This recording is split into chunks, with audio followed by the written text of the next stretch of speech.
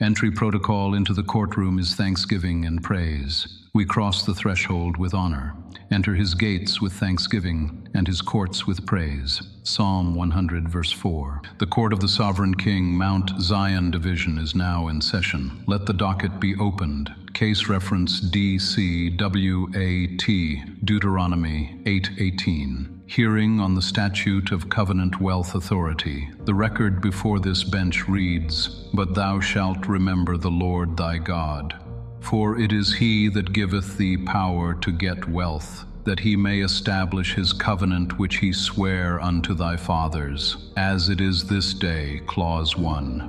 Remember the Lord thy God. Memory is testimony. To remember is not mental recall but covenant acknowledgement.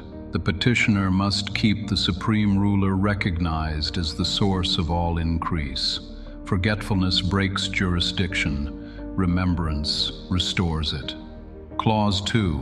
It is he that giveth power to get wealth. The Hebrew word coach means force, capacity, ability, or creative strength. This power is not mere opportunity. It is the divine enablement to produce, to innovate, to govern increase. The decree establishes God as the sole grantor of productive authority. Clause 3. To get wealth. Wealth, chayil, in the kingdom denotes resources, virtue, and valor, substance gathered for purpose.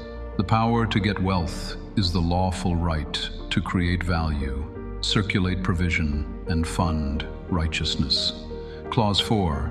That he may establish his covenant.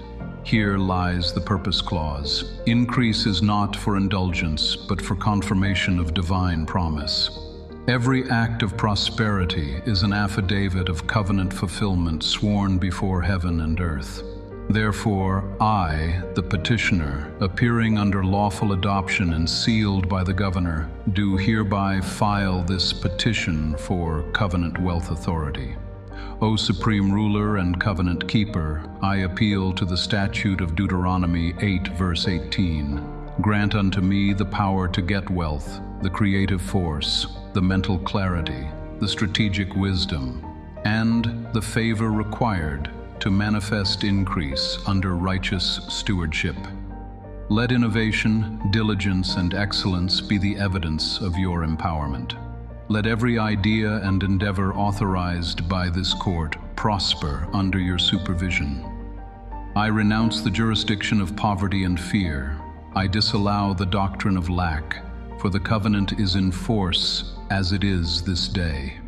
I receive authority to manage, multiply, and distribute resources in accordance with your kingdom's constitution. Authorize the governor's spirit of holiness to activate this power within me, to connect me to divine opportunities, righteous partnerships, and sustainable streams of increase. Let wealth flow as testimony that your covenant stands unbroken, blessing nations, funding righteousness, and revealing your justice in the earth. Enter this petition into the record as Lex Pleurosis, Section 6, the Statute of Covenant Wealth Authority. I acknowledge receipt by faith. I file thanksgiving as Exhibit A of enforcement.